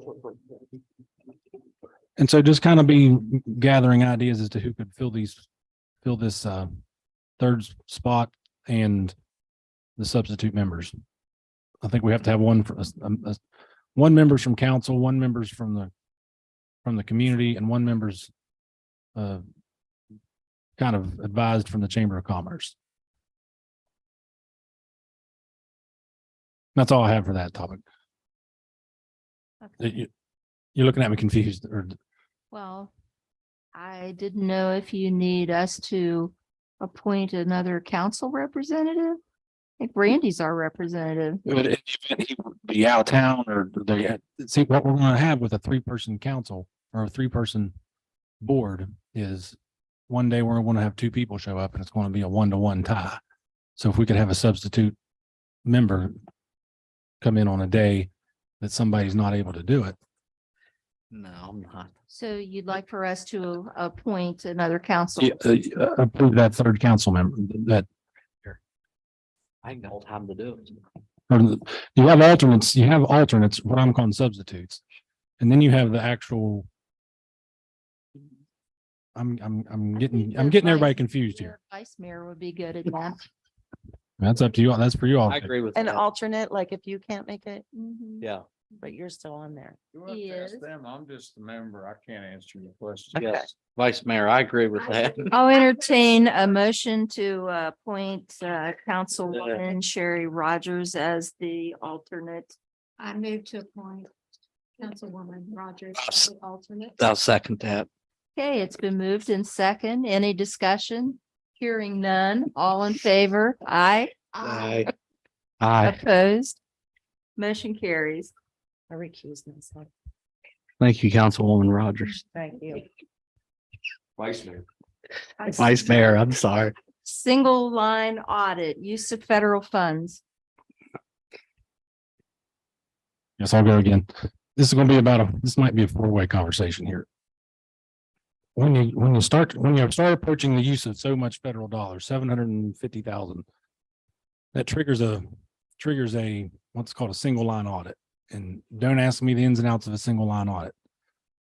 But I think we're getting pretty close to that number, 750,000, and we have, let's just say 6 months of the year left to go. We're at 735. Here's the problem. That's from my calculations, just from what information I have, somewhere around in there. Does that include ARPA funding? Because that was a whole different animal. It includes, as best I've been made to understand, it includes ARPA, even the REAP money that we're getting to tear houses down. So they gave us a timeline to spend that money. And you could have spent it all in the first year, as best I can tell. And if you spent over $750,000, you'd single line audit. Yeah. Okay. Yeah. Okay, I understand. That was my question. So is it, we're looking at an audit. I don't know what the price, Joe, what wants sling Joe into here for this? What? Oh, yeah, please do.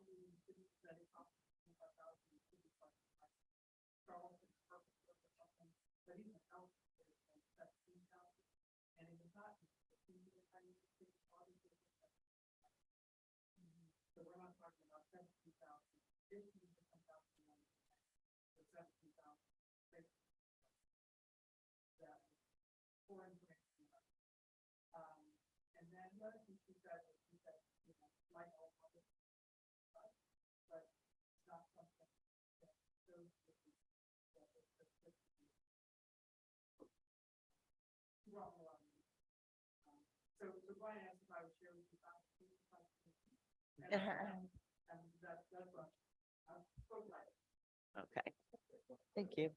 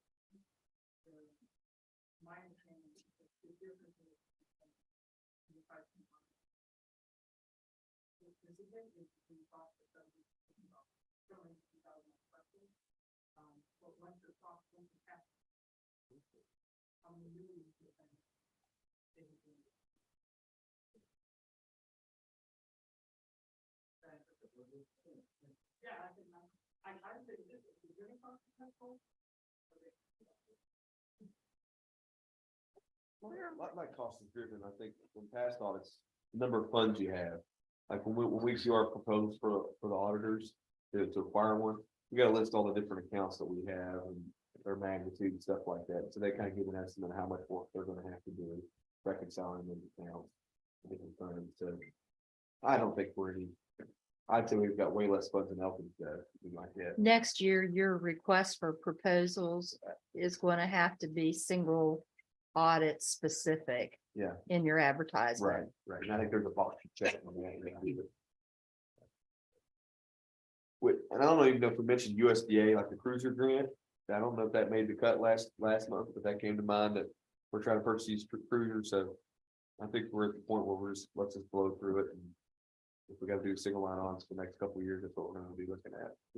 Where are we with audits? If this grant comes through before July, I'm gonna bust your $750,000. Yeah. You're gonna, It's a little over $80,000. Yeah. Okay. Where are we with audits? is that a grant? We just got the request. We're done with the ones we were working on. We just got a list, Joe, right, last month from the state auditor's office with the whole procurement packet, so we can start the cycle over again the next 2 years. So we'll be looking to do 21 and 22. We're currently in 23. So if we get 21, 22 done, and then we'll be probably halfway through 24 when we're getting 23 done. Okay, well, that's So we'll good. be pretty well caught up at that point. A lot better than 5 years back, huh? So I think we're on the path to be encouraged. Mayor, as far as a grant proposal forecast for the next 6 months of the year, what are we planning as far as the infrastructure and grants? And you guys been talking as far as future grants in the near future or within the next 6 months of the year? Like what we should be planning for the next infrastructure project as far as the largest scale project. I don't have anything that I'm planning on putting an application in at this point. And that could change. I just haven't gotten that far in my thinking. But I do know that we did receive some kind of notice about, you want to talk about that, Mayor? The Senator Manchin's federal earmarks Yeah. were still in the running for the $850,000 for the Riverfront Park project. So that's already been approved by the House. It just has to need another test for us to receive that money. So that will be a request for proposal for a design for that area. Some kind of construction. I just going off of this. Yeah. You're starting, as far as doing 6 months out or just planning ahead as far as the forecast ahead of them 6 months to a year, I think at some point we should start talking and planning as far as long term and even short term for grant. I mean, when we're talking infrastructure, I think we're talking streets, sidewalks. And elements of beautification, I'd include in that. Sure. And then stormwater lines and sewer lines, right, from the city perspective. And I think on the stormwater and sewer lines aspects, we need to get some adequate mapping of our system. Our stormwater system, we started mapping that, and we'll try to get to that in these winter months, and a little bit slower. But I think that we've got to get downtown and see where things are going, because I think there's a lot of interconnects where our stormwater is going into our sewer ultimately. And that's, in my opinion, that's what I would target for a big project next. Is I know at Bank Alley, we've TV'd that line coming up from Water Street up to Bank Alley across Main. That's sewer and stormwater combined. And all of Water Street runs down to those basins and goes to the sewer line. And so where do we want to do beautification projects? Right there in that nexus of the universe. And so I think before you build sidewalks and you put in conduit and all that stuff, you want to get your sewer and stormwater lines done. I think we can do some baseline work, at least map out where our assets are and kind of lay out what we're trying to accomplish. And I think that's a big one that I would say in the next 6 to 8 months, we're gonna be looking for, whether it's ARPA dollars or a grant or some combination of both. I'm trying to keep some of that ARPA money, as ammunition to be able to invest in a project out there of some sorts. And whether that's big or small, I don't know at this point, because I don't know enough of the interconnections. But maybe we can get by with just running a drain line and using the current line of sewer and disconnect the thing to tie in and get away with it not being very expensive. Then you can invest your money in sidewalks and beautification. Or you may have to do the big dig and run all the utilities all the way down through there. I don't anticipate that, but I mean, that's the spectrum of your options, right? So, but I think that's really, those types of projects are really what we should be looking at from a city perspective moving forward. But all of you all, in a sense. You said there's a trickle effect within your infrastructure map. And once we have that, I mean, we can plan, underground power or whatever it may be. Right. Yeah. I just think it'd be a good idea to plan a little bit ahead for grant proposals and all things. Yeah, I don't know, transportation alternatives, right? That's a huge cycle that comes and goes. And I think the state's way behind on that proposal stuff, but whenever you get in line, right, that's when you get fed, whenever we decide to put an application in. But we just haven't gotten to the point where I think we put in for a planning grant and we didn't get that. But it would be nice to do something, get something in the works there that would help us. I think a lot of Get the mine. prohibits is streetscape projects. That's what Lisa said. Yeah, we did some of that. It's just, I never even got noticed that we didn't get it. And I don't know if it's ever been reviewed or not. So it's I just, have a couple of names. They said from the state that they said they would help you write Okay. things. yeah, I think we can. I mean, it's a pretty straightforward application process. It's just, I felt where we were our weaknesses, we didn't have any kind of drawings, conceptual wise or anything of what we were trying to accomplish. It's kind of hard in 200 characters per field or wherever it was to really get a handle on what you're doing. And I think that as a group, we need to flesh out a little bit better about what we're trying to do and have a phased approach or whatnot. Because it was kind of like everything, that's not something that a lot of times I think is very good with the grant award. But I think you can learn something too. When you're great. Yeah. All information in that's what you'll be studying. Right. We've already planned for them. Yeah.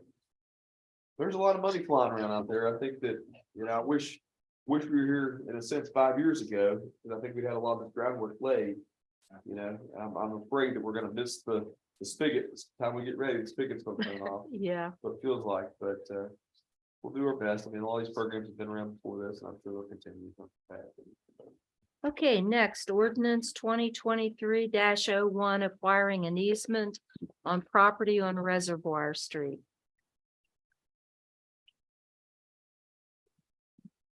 State code requires an ordinance when cities acquire private property. Now, we're technically, we're not acquiring this. This is the Mr. Vestry property up by the Arnold Cemetery.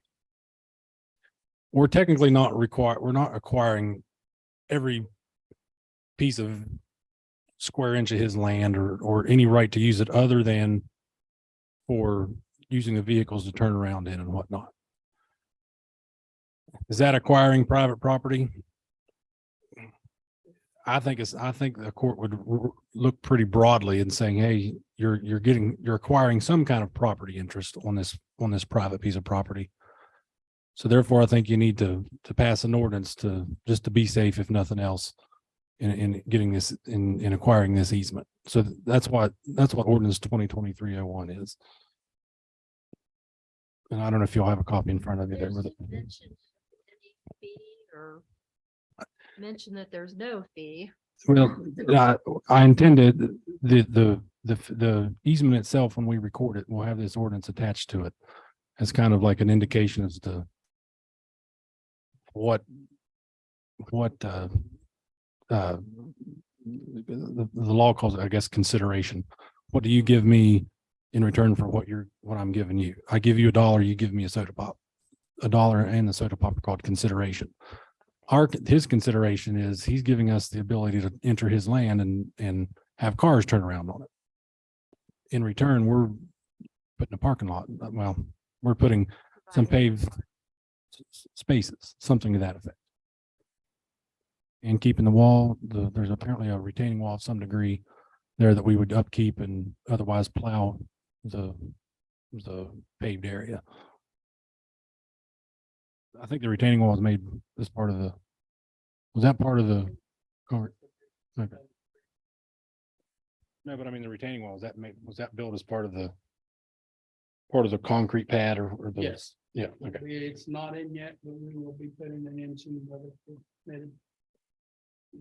think he's really aware of that one. Okay, if there's no questions, would council like to entertain a motion to have the first reading of this ordinance by title only?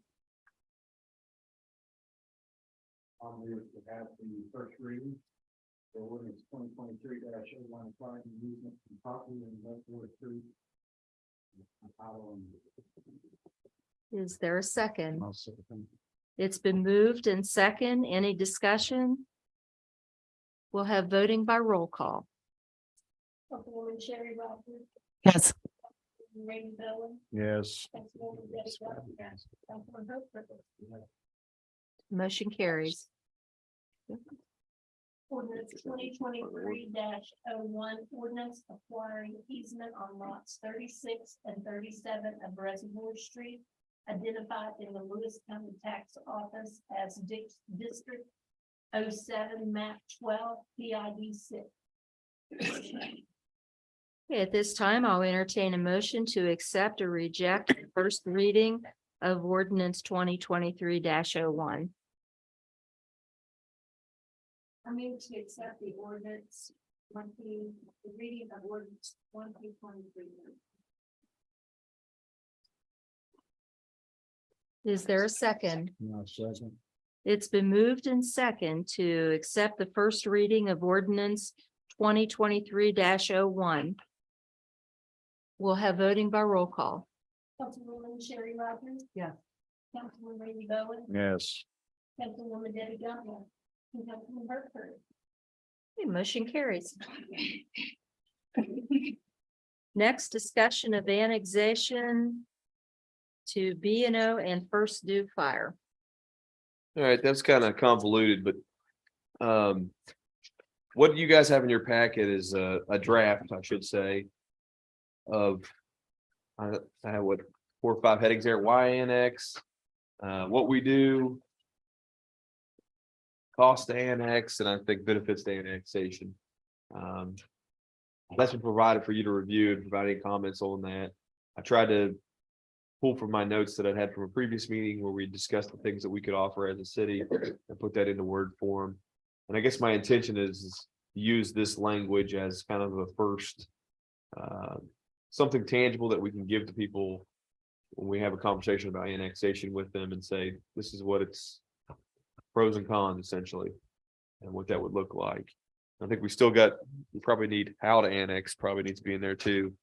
You know, what's required of them petition wise and stuff. But as I was doing this, I wanted to first do fire is another thing that's on my agenda. That I think that in February, we're gonna have a discussion. It's gonna be on the agenda, if not action requested on what we want to do with the first do fire conversation. From a council perspective and whether we want to increase those fees. Or implement those fees, I should say, for folks that receive fire service outside of our corporate limits. And then also that ties into our municipal fee discussion and our budget, and it just keeps expanding how that all works together. So that's one aspect I think, when it comes to the why annex question, if we implement that fee, that would be a big carrot for us to offer, because we could essentially, if we decide to go the routes of other communities and charge a premium for the fire service outside the city, then we could reduce that fee for people to come into the city. So that's part of this question as well. Can we have additional information on the first two fire Yeah. fee schedule and stuff? Because I know we've discussed it, but Essentially, I think between now and the February meeting, you guys are going to be getting a draft proposal on what it should look like and what its implications would be. We've got to gather some data from E911 Center to be able to try to predict how many people we would potentially be able to build and try to set those rates and show you what revenue would be generated and have that discussion. It could be something, we put in a spreadsheet form where, you say, well, you say $15, but I think 14, we can show you what our proposed budget's going to look like and how that would affect that kind of thing. So in the meantime, you want council to look Review over this. what you've furnished, and if there's any Yeah, and I think questions. that this could be separate from the first due conversation. I don't think that necessarily, whatever way we go on first due doesn't necessarily have to submarine or torpedo this thing here, the Y annex thing. That's something we're preparing. But as I was preparing it, I think that we've got to have a conversation. If we're going to make, for lack of a better word, an offer to someone to try to come into the city, it's going to be a real rapid fire discussion in the sense of we've got to know what we can and cannot do, what that looks like for them, what their liabilities and benefits would look like. And so I think that when I compare it right now, and we see, we don't have a lot of people banging down the door trying to annex, because I don't think we have a lot of carrots to offer folks from an annexation standpoint. At least it doesn't appear that way to them. So first due fire, if there's increase in premium there, would be a carrot potentially if we wanted to enact that. The other thing I want to talk about, is that understood, I guess? Sorry, yeah, I I'm just changing gears here. wanted additional, Yeah, yeah. and you don't have that right realize- now. I'm just bringing that up as discussion, kind of outline the next couple of months. Well, there's also a discount on the sanitary board too. Correct, right, and I think that's been spoken to, because I think that's in Okay. effect here. Okay. And if an annex business comes in there, I think our language is from 1998 that allows a credit for some B&O tax relief if it's applied for and granted by the council, from what I understood. But B&O taxes was another thing, and Joe's been working on a report and Susie together of kind of understanding how our B&O tax picture looks, because we're currently right now, everybody who does business inside the city is responsible for B&O taxes. And so I think, Joe, you had the numbers fresh in your mind. I haven't looked at your report that you provided, but last time we talked about it was about $600,000 a year generated in B&O taxes. This is the last annual one we did. 192 roughly. That's still the number you think? I think it's a A little bit higher than that? What magnitude higher? I think it's about, About half? yeah, so I think, if you're looking at 600,000, I think. It's from city-based businesses. Yeah, from people who are businesses whose primary place of business. And so I think there's a big discussion going on with the West Virginia Municipal League right now. They're preparing a draft, like statement or policy position or something like that, because their feeling is that the legislature is coming for B&O taxes, and that they're slowly going to chip away, and they may even just take a big whack at it and try to get rid of B&O taxes altogether. If there's people all over the spectrum on that issue from a legislature standpoint. So I think B&O taxes are seen as some kind of regressive tax scheme that need to go from our state legislature. Now, for all communities around the state, I mean, B&O tax revenues are a big portion of our budget, or a big portion of our budget. $600,000 of our $2.5 million pie coming in each year. You know, that's B&O taxes. And so I think my feeling, and one of the reasons we're doing this study is one, to better understand it, but two, can we alter from a tax, from a benefits receiving and all this other jazz? You've got people whose businesses reside in the city who are kind of competitive or disadvantaged competitively, right? From somebody who crossed the street outside the city. Right. They don't have to pay B&O taxes. Now, if they come inside the city and they do business, then they pay B&O taxes. My feeling is, and this is just my feeling and my opinion, the people who come from outside the city and do business in the city, they don't pay any other form of taxes outside of business license and B&O taxes. They'll have access to our market. But the people inside the city are paying not only B&O taxes, they're paying municipal fees, increased property taxes. I mean, they're getting whacked, for lack of a better word, multiple times. I'd like to see us try to get out of that B&O tax game for businesses inside the city. And alter the ordinance for B&O taxes to allow us the option to say, no, we want to reduce B&O taxes for businesses in primary residencies inside the city, but keep those B&O taxes for people outside the city, because they're getting the privilege of doing business in our city.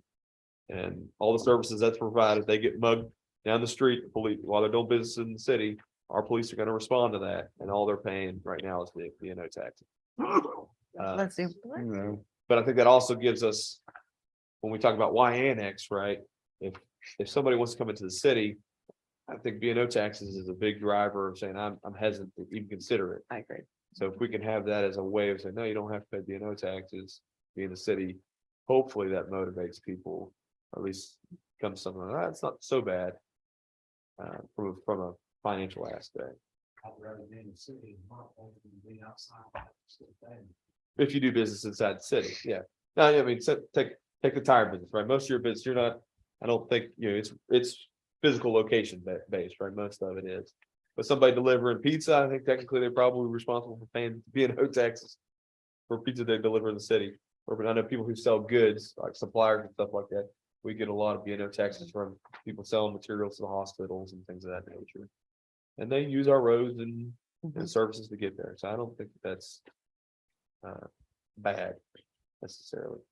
So probably the discussion is, I think, I'm not sure anybody in the state has even thought about it. I think the reflex for most municipalities is we like our B&O taxes and we don't want to lose them. I just think we're in a unique spot where we can see that if we could have access to the sales tax of businesses outside the city, we'd be way better off than worrying about the $300,000.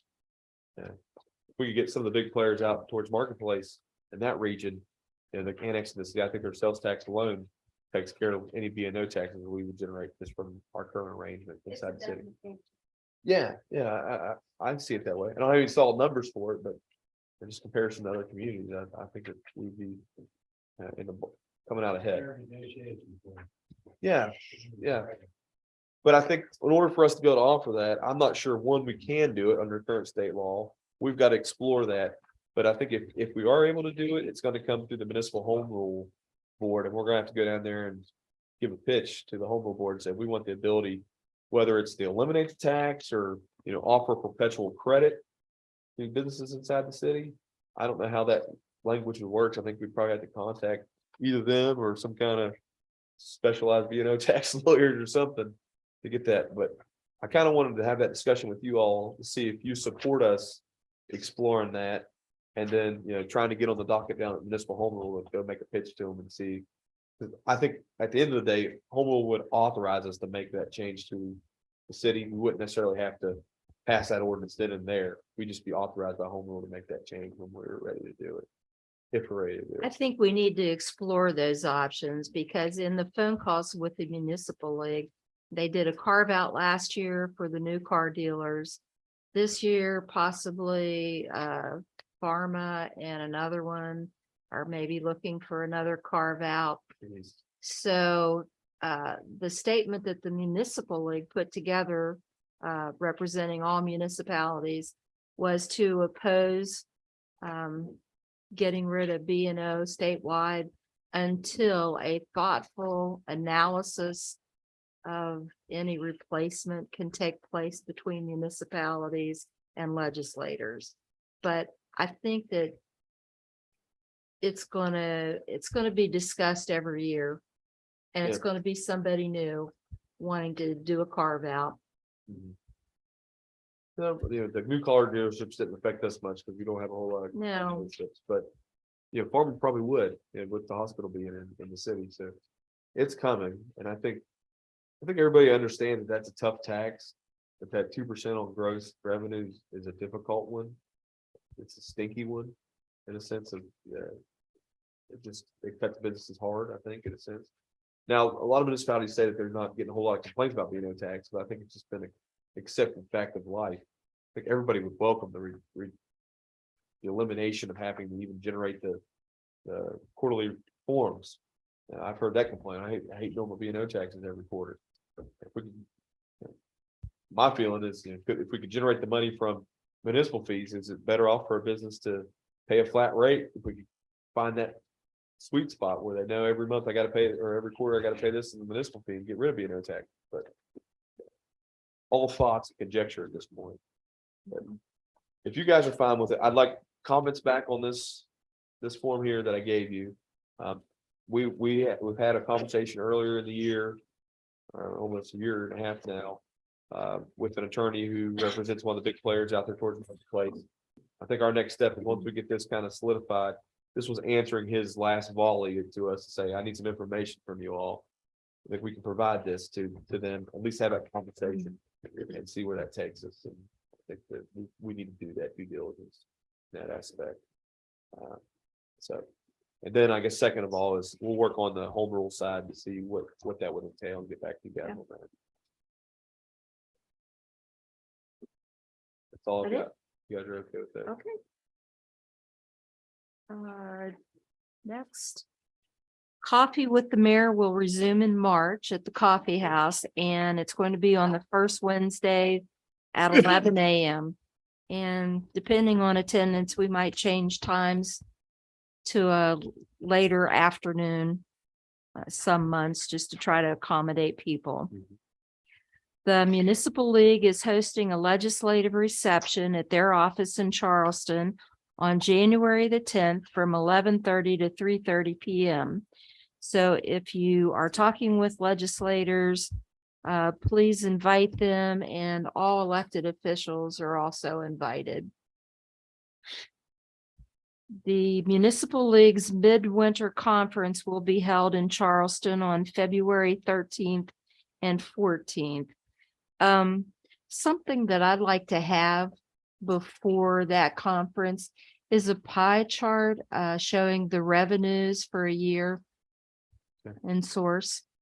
I think that would be helpful, and we should all have a copy of that to share with our legislators.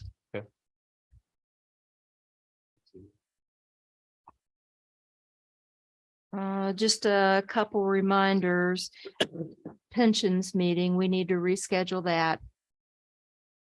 And it'll be here before you know it. Bids for mowing for the new year. We'll go again. Can I speak on that in a second? No, that's fine.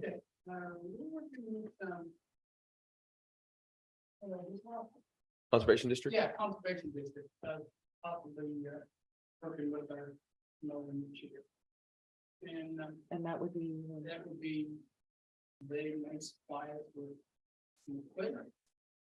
And where we might be able to do our own. And most of them, some of the dams that we have around.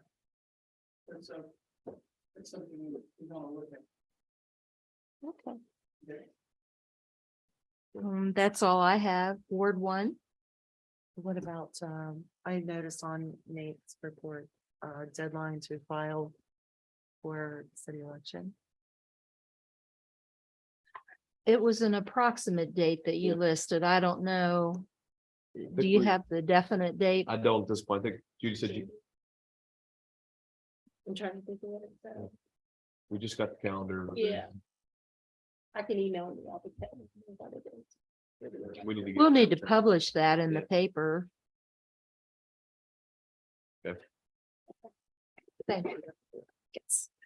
I just want to thank everyone involved for the skate rink project. It was truly a community effort with many organizations coming together and volunteering and manning the rink. Our city staff spent a lot of hours down there. I know Nate was there every day. Parks and Rec were there often. City employees working. I know Judy and I took a turn at it, and just about everyone associated with the city, whether staff or council, had some involvement in that project, but also our police force. Thank you for the additional patrols, which I know, happened a lot.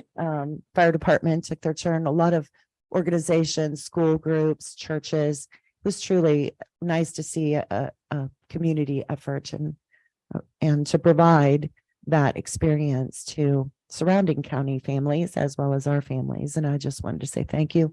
Also, big thank you to our constituents that come and attend our meetings. I know they're long, lengthy, but if you have any questions afterwards, I'll be glad to answer your questions, or if you need a copy of anything. Thank you.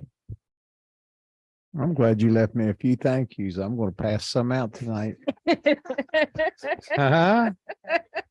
All right. As you know, probably one of the worst little stretches of weather that we've seen around here in a long time. And being a person who has 14 structures with water in it, being a person that has 7 or 8 vehicles that are 10 years older than anything the city owns, being a person whose infrastructure is dilapidated, and the maintenance on all 3 of these items are second to none. And the none I'm referring to is the way the city maintained their stuff 3 years ago. It wasn't a compliment to myself, but everything I had was in a bad way. When I put a plan together, 14 buildings, I had nothing flood. I had 3 or 4 doors freeze and they wouldn't open or shut. And I had one situation with a glass sliding door that it froze so deep that I walked in the house into a basement where the downstairs concrete floors and the 6 foot by 3 foot patio door fell out of the opening. And I cat-like reflexes and agility, thanks to the InfoWars store supplement line, and I was able to save my door and it did not hit the floor. Right. So we didn't use that door for the next 3 or 4 days because it wouldn't stay in the opening. But that being said, to have infrastructure and vehicles and things in the shape that they were in 3 years ago and things that are still in the shape that they are now, and for this administration and these department heads and all their employees to make everything work through that 5 or 6 day period, you all don't have any idea what it took, and they put a contingency plan together and made it work. So I just want to thank you all. And there's the only thanks anybody will get from me ever. Okay. Ward 3. First of all, I wish everybody a happy 2023. I think if we look back from the 2.5 years that I've been on here, there's been a lot of progress. And that's thanks to our staff, department heads, and city manager, fellow council members, and give us the ideas, give us their concerns, because we work for you. We don't work for any of us sitting here, we work for you. So let us continue to move forward. I'm thankful to hear annexation being mentioned. My 2 things were paving and annexation. I think everybody knows that. I think annexation is the key to really moving us forward and putting us back on that. So thanks for everybody for going all those hard work. You didn't have to do it. Ward 4. Not really. I'd just like to thank everybody as well, the city employees, council, everybody that I've worked with through 2022. And I'd just like to follow up from Councilwoman Young as far as the annexation. And I think in the near future, we do need to move forward and everyone work together, people outside of town. And they come into the city limits to go to church, or go to the banks, to go to restaurants. And at some point, we're all gonna have to come together if we're gonna move forward and grow and work together. And I believe that's how we do it. And the city manager said earlier, I believe we can work forward to a common goal and have a few negotiating tools that's fair. To work amongst us and each other as far as the administration. So hopefully sometime in the near future, we can get to that point where we all agree on the same common goal and have a good, fair proposal to present to people outside of things. I think everybody, happy New Year. I'm new to them. Is there a second? All in favor, say aye. Motion carries.